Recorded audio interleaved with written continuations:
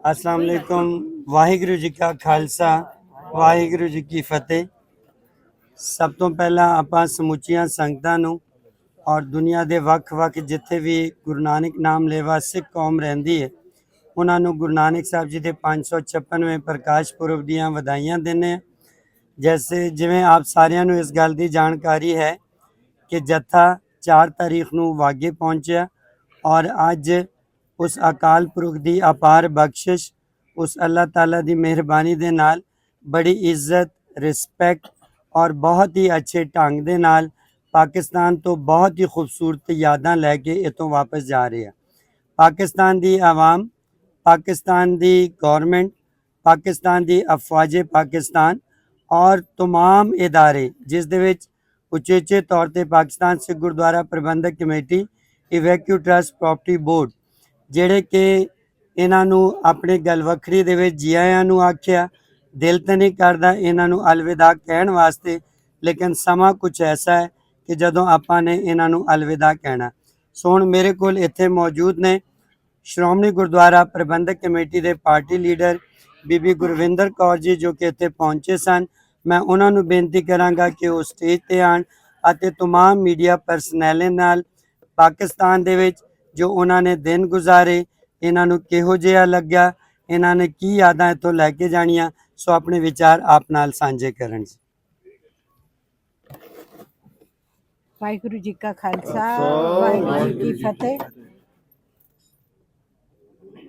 ਜਿੱਥੇ ਮੈਂ ਪਾਕਿਸਤਾਨ ਗਵਰਨਮੈਂਟ,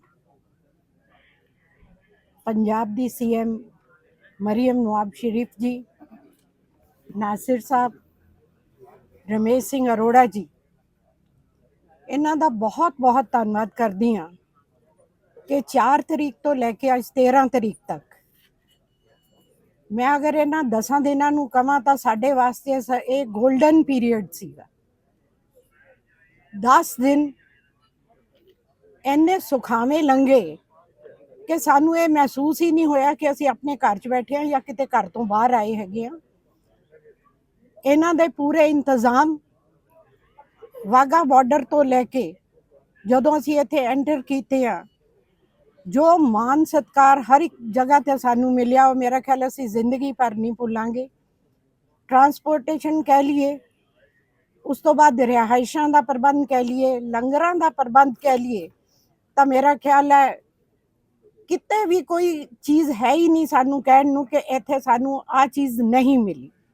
ਔਰ ਸਭ ਤੋਂ ਜ਼ਿਆਦਾ ਮੈਂ ਧੰਨਵਾਦ ਕਰਾਂਗੀ ਇਹਨਾਂ ਦੀ ਪੂਰੀ ਡਾਕਟਰਸ ਦੀ ਟੀਮ ਦਾ, ਜਿਹੜੇ ਕਿ 10 ਦਿਨ ਰੈਗੂਲਰ ਸਾਡੇ ਨਾਲ ਰਹੇ, ਵਿੱਚ ਬਿਮਾਰ ਵੀ ਹੋਏ, ਇੱਕ ਡੈਥ ਵੀ ਹੋਈ, ਪਰ ਹਰ ਟਾਈਮ ਦੇ ਉੱਤੇ ਉਹਨਾਂ ਨੇ ਸਾਥ ਦਿੱਤਾ, ਮੈਡੀਸਨ ਦਿੱਤੀ ਔਰ ਜਿਨ੍ਹਾਂ ਦੀ ਡੈਥ ਹੋਈ ਉਹਨਾਂ ਨੂੰ ਬੜੇ ਇੱਜ਼ਤ ਮਾਨ ਦੇ ਨਾਲ ਵਾਪਸ ਦੇਸ਼ ਭੇਜਿਆ ਗਿਆ। ਸੋ ਇਹ ਚੀਜ਼ਾਂ ਹੁੰਦੀਆਂ ਇੱਕ ਦੂਸਰੇ ਦੇ ਨਾਲ ਮੇਲ ਮਿਲਾਪ ਦੇ ਨਾਲ।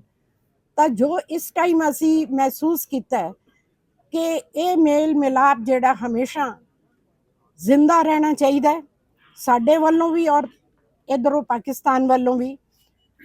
ਇੱਕ ਗੱਲ ਅਗਰ ਮੈਂ ਕਹਿ ਦਿਆਂ ਕਿ ਨਾਸਰ ਸਾਹਿਬ ਔਰ ਸ੍ਰੀ ਰਮੇਸ਼ ਸਿੰਘ ਅਰੋੜਾ ਜੀ, ਬਾਕੀ ਇਹਨਾਂ ਦੀ ਪੂਰੀ ਟੀਮ ਵੀ 2000 ਦਾ ਜਥਾ ਸੀਗਾ। ਮੇਰਾ ਖਿਆਲ ਕੋਈ ਵੀ ਜਥੇ ਦੇ ਵਿੱਚੋਂ ਇਹੋ ਜਿਹਾ ਬੰਦਾ ਨਹੀਂ ਹੋਣਾ ਜਿਨ੍ਹਾਂ ਨੂੰ ਕਿ ਇਹਨਾਂ ਨੇ ਪਰਸਨਲੀ ਨਾ ਮਿਲੇ ਹੋਣ। ਇੱਕ ਇੱਕ ਬੰਦੇ ਨੂੰ ਜਾ ਕੇ ਪੁੱਛਿਆ, ਤੁਸੀਂ ਠੀਕ ਹੋ, ਤੁਹਾਨੂੰ ਕੁਝ ਚਾਹੀਦਾ ਨਹੀਂ, ਤੁਹਾਨੂੰ ਕੋਈ ਰਹਿਣ ਦਾ ਤਾਂ ਨਹੀਂ ਪ੍ਰੋਬਲਮ ਹੈਗੀ। ਸੋ ਇਹ ਚੀਜ਼ਾਂ ਹੁੰਦੀਆਂ ਜਦੋਂ ਇੱਕ ਦੂਸਰੇ ਦੇ ਅਸੀਂ ਕਰ ਜਾਂਦੇ ਹਾਂ। ਹੋਰ ਇਸ ਤੋਂ ਬਾਅਦ ਤਾਂ ਕੋਈ ਇਨਸਾਨ ਕੋਈ ਕੁਝ ਮੰਗ ਵੀ ਨਹੀਂ ਕਰਦਾ। ਕੱਲ ਜਦੋਂ 2 ਘੰਟੇ ਵਾਸਤੇ ਸੰਗਤ ਨੂੰ ਬਾਹਰ ਨਹੀਂ ਸੀ ਜਾਣ ਦਿੱਤਾ ਗਿਆ ਤਾਂ ਮੇਰਾ ਖਿਆਲ ਸੰਗਤ ਥੋੜੀ ਜੀ ਨਹੀਂ ਜੀ ਸਾਨੂੰ ਜਾਣ ਦਿਓ, ਸੰਗਤ ਨੂੰ ਇਜਾਜ਼ਤ ਦਿੱਤੀ ਗਈ, ਚਾਹੇ ਉਹ ਥੋੜਾ ਟਾਈਮ ਸੀਗਾ, ਪਰ ਫਿਰ ਵੀ ਸੰਗਤ ਉਸ 'ਚ ਖੁਸ਼ ਸੀਗੀ। ਵਾਪਸੀ ਤੇ ਆਉਂਦਿਆਂ ਵੀ ਇਹਨਾਂ ਨੇ ਸਾਰਿਆਂ ਨੂੰ ਪੁੱਛਿਆ, ਜੀ ਠੀਕ ਹੈ ਤੁਸੀਂ ਸ਼ਾਪਿੰਗ ਕਰਕੇ ਆਏ ਹੋ ਕਿ ਨਹੀਂ ਕਰਕੇ ਆਏ।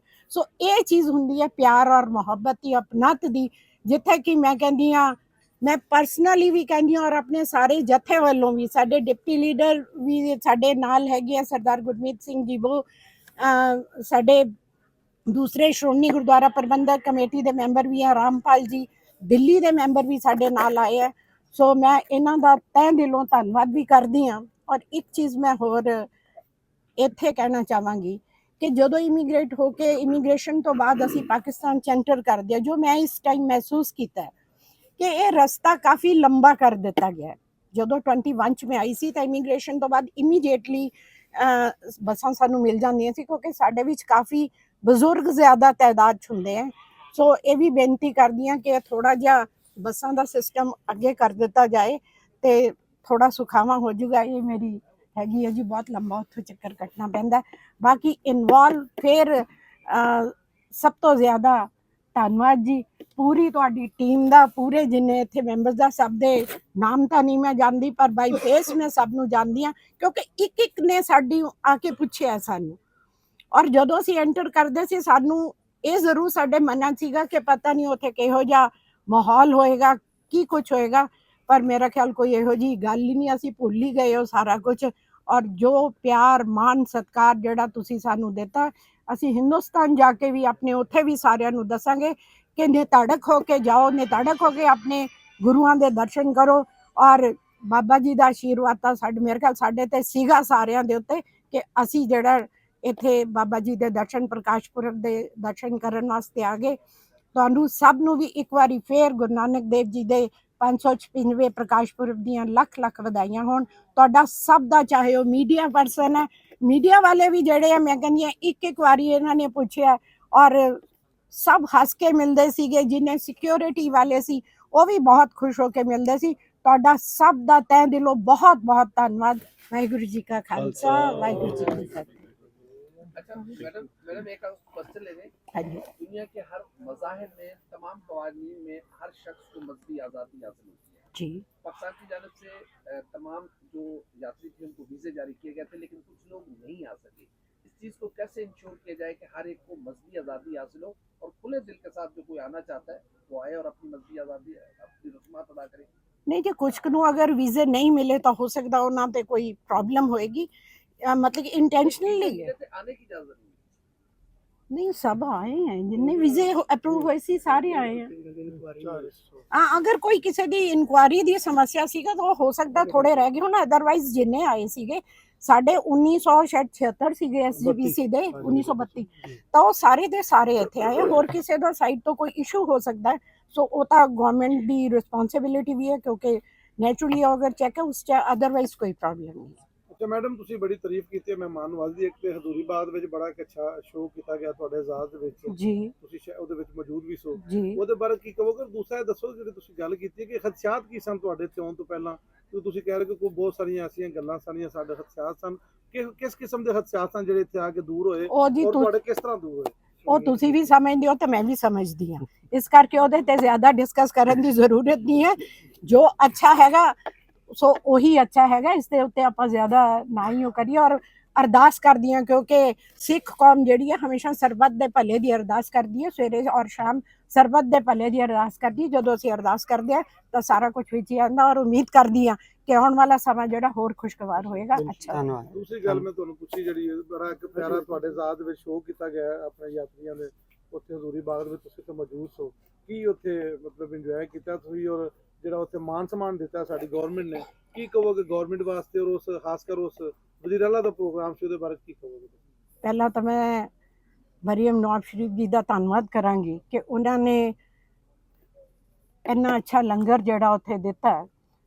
ਤਾਂ ਇੱਕ ਤੁਕ 'ਚ ਤੁਹਾਡੀ ਗੱਲ ਦਾ ਮੈਂ ਜਵਾਬ ਦੇਵਾਂਗੀ ਕਿ ਗੁਰੂ ਨਾਨਕ ਦੇਵ ਜੀ ਨੇ ਕਿਹਾ ਸੀ, ਨਾਨਕ ਸਤਿਗੁਰ ਭੇਟੀਏ ਪੂਰਨ ਹੋਏ ਜੁਗਤ, ਹਸੰਦਿਆਂ ਖੇਡੰਦਿਆਂ ਪਵੰਦਿਆਂ ਵਿੱਚ ਹੋਏ ਮੁਕਤ। ਸੋ ਸਾਰਾ ਕੁਝ ਗੁਰੂ ਨਾਨਕ ਦੇਵ ਜੀ ਨੇ ਸਾਨੂੰ ਪਹਿਲਾਂ ਹੀ ਦੱਸਤਾ, ਕਹਿਣ ਦੀ ਜ਼ਰੂਰਤ ਹੀ ਨਹੀਂ। ਮੈਡਮ ਇੱਕ ਇਹ ਵੀ ਦੱਸਣਾ ਕਿ ਇੱਥੇ ਪਹੁੰਚਣ ਮਹਿਮਾਨ ਨਵਾਜ਼ੀ ਤੁਹਾਡਾ ਖਰਚਾ ਕਿੰਨਾ ਕੁ ਆਇਆ, ਕਿ ਗਵਰਨਮੈਂਟ ਨੇ ਜਿਹੜੇ ਸਾਡੇ ਯਾਤਰੀ ਇੱਥੇ ਆਏ ਨੇ ਕਿ ਕੋਈ ਜ਼ਿਆਦਾ ਤੁਹਾਡੇ ਪੈਸੇ ਤਾਂ ਨਹੀਂ ਲੱਗੇ, ਜ਼ਿਆਦਾ ਖਰਚਾ ਤਾਂ ਨਹੀਂ ਆਇਆ, ਜਾਂ ਕਿਸ ਤਰ੍ਹਾਂ ਕੰਪਨਸੇਟ ਕੀਤਾ ਗਿਆ, ਕਿੰਨਾ ਕੁ ਤੁਹਾਡਾ ਖਰਚਾ ਹੈ? ਸਾਡਾ ਤਾਂ ਕੋਈ ਖਰਚਾ ਨਹੀਂ ਜੀ ਆਇਆ ਜੀ, ਬਿਲਕੁਲ ਵੀ ਨਹੀਂ ਆਇਆ, ਫ੍ਰੀ ਆਫ ਕਾਸਟ ਸੀ, ਕੋਈ ਇਹੋ ਜਿਹੀ ਗੱਲ ਨਹੀਂ ਸੀ। हाँ, शॉपिंग पे थोड़ा जा आ गया खर्चा। Thank you. बहुत धन्यवाद जी, बहुत धन्यवाद जी। ਹੁਣ ਮੈਂ ਬੇਨਤੀ ਕਰਾਂਗਾ ਇਸ